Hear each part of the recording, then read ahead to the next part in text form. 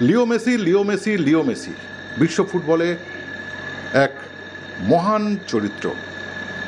এই ৩৮ আর কদিন গেলে ৩৯ বছর বয়স হবে, কিন্তু এখনও পর্যন্ত তার খেলার তার ধার, আচ্ছা সব কিছু তো তিনি পেয়েছেন বিশ্ব ফুটবলের, কিছু বাকি নেই। আর যা পেয়েছেন সব তার যোগ্যতা যা ছিল সবগুলো তিনি তারই উপভোগ করেছেন।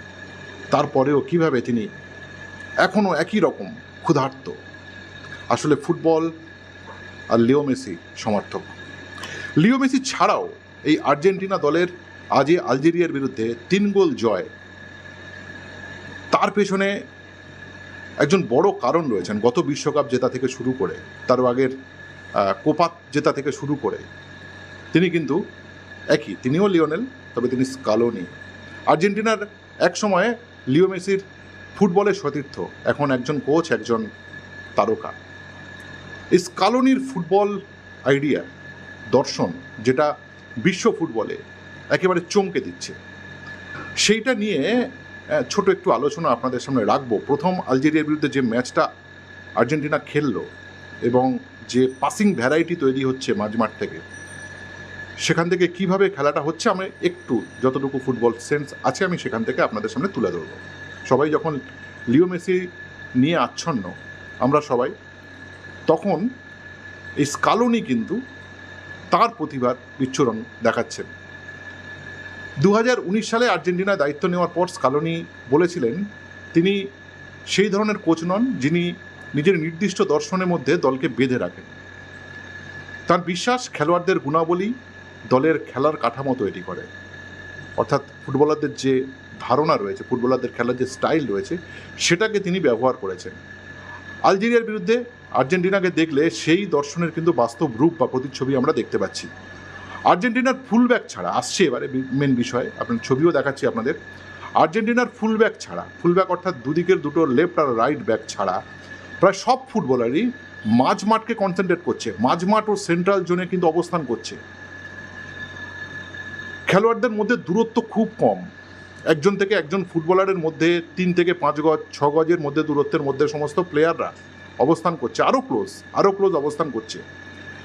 ফলে সবসময় একাধিক পাসিং অপশান তৈরি হচ্ছে এবং মাঝমাঠ জুড়ে তারা ছোট ছোট সংযোগের মাধ্যমে তারা খেলাটাকে ওখানে রাখছে।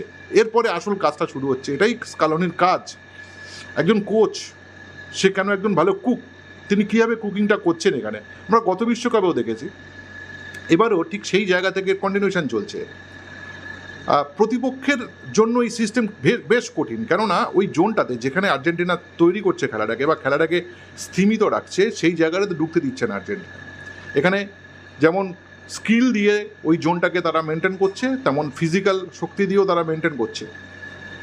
আর্জেন্টিনার কোনো খেলোয়াড় নির্দিষ্ট ভূমিকা ধরে তাকে চাপ দেওয়া যাচ্ছে না। প্রায় প্রত্যেকে একে অপরের কাজ করছে, মানে কেউ তার নিজের কাজের মধ্যে সীমাবদ্ধ নয়, অন্যের কাজটাও সে করে দিচ্ছে। এরপরে যদি আমরা দেখি, এবং প্রত্যেকে একে অপরের কাজ করতে করতে তারা কিন্তু প্রেসিং করছে, প্রেস করতে করতে গিয়েই বোঝা যাচ্ছে না কে ফাঁকা জায়গায় রয়েছে, ওই ফাঁকা জায়গাটা বিভ্রান্তির সুযোগ তৈরি করছে।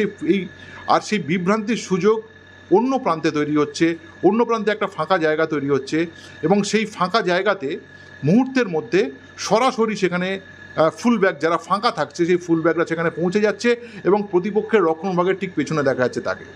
এবং এখানে দেখা যাচ্ছে লিওনেল মেসির মতো একজন ফুটবলার, তিনি সেখানে সংযোগ তৈরি করছেন এবং যে সংযোগটা চিঠিটা বয়ে নিয়ে এসেছেন হঠাৎ করে কোনো ফুলব্যাক, সেটার ফাইনাল যেটা স্কোর যেটা বলে, গোল যেটা বলে, সেটা লিওনেল মেসি করে দিচ্ছেন। এই টোটাল সিস্টেমে লিও মেসি কিন্তু ফাঁকা থাকছেন, তার উপর খুব প্রেশার থাকছে না, কিন্তু তিনি সেই সময় প্রেশার নিচ্ছেন যখন চিঠির ফাইনাল ড্রাফটটা সই করতে হচ্ছে। এটাই স্কালোনি। তিনি লিওনেল মেসিকে নতুনভাবে বলবো না, কারণ 2019 থেকে আমরা লিও মেসিকে এইভাবে দেখছি আর্জেন্টিনাতে। প্রতিপক্ষ রক্ষণভাগের পেছনে এই ফাঁকা জায়গাটা কিন্তু তৈরি করে দেওয়ার যে ট্যাকটিস যেটা করছেন স্কালোনি, আনবিলিভেবল। এবং আর্জেন্টিনা কিন্তু মাঝমাঠে খুব ধীর গতিতে খেলছে, জানেন তো, খুব ধীর গতিতে খেলছে এবং কিছু পাসিং কম্বিনেশন শুরু হলে আচমকা গতি বাড়িয়ে দিচ্ছে, কিছু কিছু কম্বিনেশনের পরে আচমকা গতি বাড়িয়ে দিচ্ছে, যেটা এই রেগুলেশনটা অপোনেন্ট ধরতে পারছে না। রেগুলেটরটা কীভাবে স্পিড হঠাৎ করে বেড়ে গেল ধরতে পারছে না। ওই ফাঁকা স্পেসটাকে ভরাট করার জন্য যে গতিতে আর্জেন্টিনা টিম উঠছে, কুইক কাউন্টার প্রেসিং করছে, আবার প্রয়োজন হলে কয়েকটি দ্রুত পাসে প্রতিপক্ষের লাইন ভেঙে ফেলছে, তার সঙ্গে যতটা প্রেস করা দরকার ঠিক ততটা প্রেস করছে। গোলের সময় যেমন রড্রিগো বা ডিপল দুর্দান্ত, আজকে যেমন আলজেরিয়ার ডিফেন্স ভেঙে দিয়েছে, থিয়াগো আলমাদো বা লাউতারো মার্টিনেজকেও দেখা গেছে সেন্টার ব্যাকদের ব্যস্ত রাখায়, এবং মেসি লাইনের ফাঁকে সম্পূর্ণ মুক্ত জায়গা পাচ্ছে ঠিক এই সব কারণে, যেটা এতক্ষণ বলছিলাম। ফলে তাকে কিন্তু আর চাপে ফেলা যাচ্ছে না। লিও মেসি একেবারে প্রাণ খোলা ফুটবল খেলছে, যেটাতে দেখা বলছে এই 38-39 বছর বয়সেও লিও মেসি মনে হচ্ছে। 5 জন সেন্ট্রাল মিডফিল্ডার থাকছে তাদের, 5 জন সেন্ট্রাল মিডফিল্ডার, অর্থাৎ মাঝমাঠটাকে কনসেন্ট্রেট করছে। আর্জেন্টিনার আক্রমণের মূল ভাবনা খুব সহজ, খুব কঠিন কিছু নয়, মেসিকে সেই জায়গায় ফেলতে দেওয়া যেখানে তার জন্য একটা ফাঁকা স্পেস তৈরি হয়।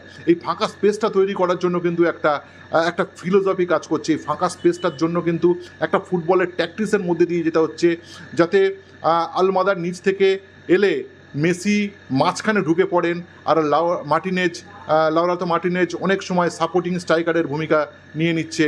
ফলে তার গতিটা কিন্তু কার্যকরী ভূমিকা নিচ্ছে। স্কালোনি শুধু একটা দল গড়েননি, তিনি এমন একটা পরিবার তৈরি করেছেন যারা একে অপরের জন্য লড়াই করছেন, একই সঙ্গে গড়ে তুলেছেন এমন এক ট্যাকটিক্যাল কাঠামো যেখানে নির্দিষ্ট ছক খুঁজে পাওয়া কঠিন কিন্তু কার্যকারিতা অসাধারণ।